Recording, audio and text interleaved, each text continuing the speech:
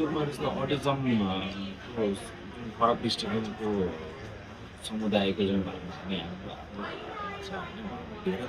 अनि त्यो चाहिँ अब मलाई थोरै हुनुहुन्छ होला भन्ने हिसाबले चाहिँ मैले लिइरहेको थिएँ होइन तर पछि रिसर्च गर्ने क्रममा चाहिँ उहाँहरूलाई अझै डेप्थमा गएर जुन तरिकाले रिसर्च गर्न मौका मिल्यो अनि उहाँहरूको समुदायमा एकदम डिफ्रेन्ट डिफ्रेन्ट केसहरू हुनुहुन्छ कि यसमा चाहिँ हजुरको एउटा व्यक्तिको एउटा हुन त अब हामी पनि नर्मल मान्छेहरूमा एकअर्काको सोच मिल्दैन होइन उहाँहरू केस चाहिँ मान्छे अनुसारै फरक फरक फरक हुँदो रहेछ त्यो हिसाबले गर्दा जस्तो मैले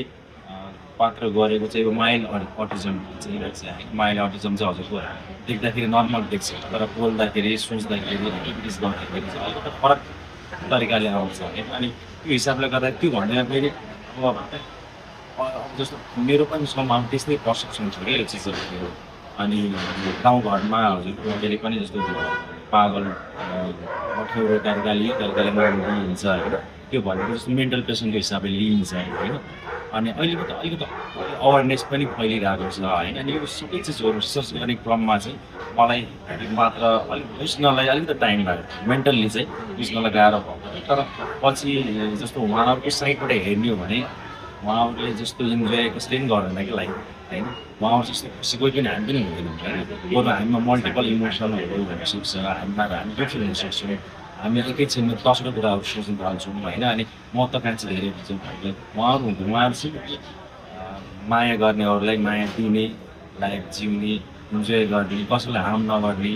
त्यो हिसाबले गर्दाखेरि त्यस्तो धारणा त्यस्तो सोच भएको व्यक्तिहरूलाई चाहिँ मैले एकदम बुझ्नलाई उहाँहरूलाई बुझ्दाखेरि क्रममा चाहिँ मलाई पनि कति कुराहरू ममा पनि चेन्जेस आयो होइन अनि त्यो हिसाबले गर्दाखेरि एकदमै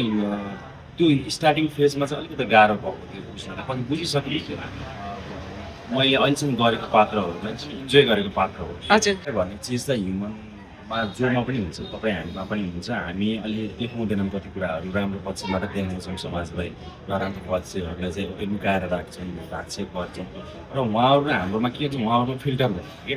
उहाँहरूले जे मनले सोच्नु छ व्यक्त गरिदिन्छ हामी चाहिँ मनमा एउटा चिज सोध्छु अनि व्यक्त गर्दाखेरि त्यसलाई एकदम डिप्लोमेटिक हिसाबले एकदम दिमागमा एउटा चिज मनमा एउटा चिज उहाँहरूको मनमा लागेको कुरा सम्भव मलाई हजुर मन परेन मलाई मन परेन भन्नु राम्रो पनि होइन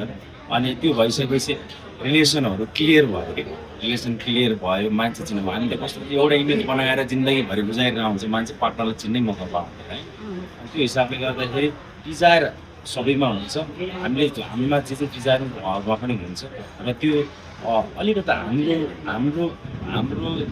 दृष्टिकोण चाहिँ अलिकति फरक भयो हामीले अर्कै तरिकाले सोच्ने हिसाबले गर्दाखेरि हामीलाई त्यस्तो लाग्ने हो उहाँहरू एबनर्मल जस्तो लाग्न सक्छ